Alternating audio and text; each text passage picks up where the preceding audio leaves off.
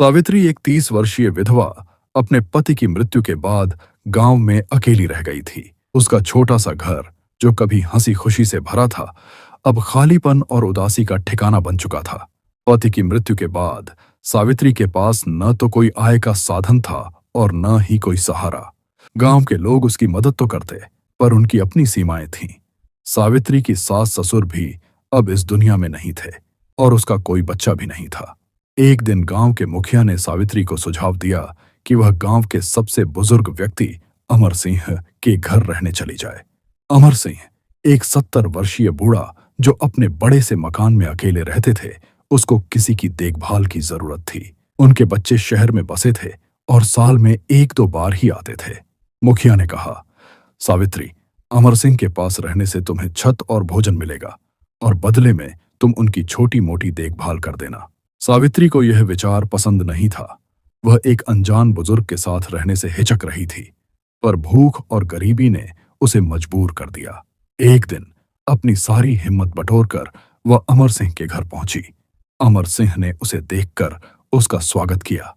उनका व्यवहार सौम्य था और उन्होंने कहा, बेटी, यह तुम्हारा ही घर है, मुझे बस थोड़ा साथ चाहिए। शुरुआती दिन सावित्री के लिए अजीब थे।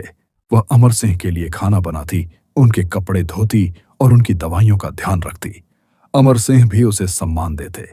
धीरे धीरे दोनों के बीच एक अनोखा रिश्ता बन गया। अमर सिंह उसे अपने पुराने दिनों की कहानियां सुनाते, कैसे उन्होंने अपने खेतों में मेहनत की, कैसे उनकी पत्नी के साथ हंसी मजाक हुआ करता था।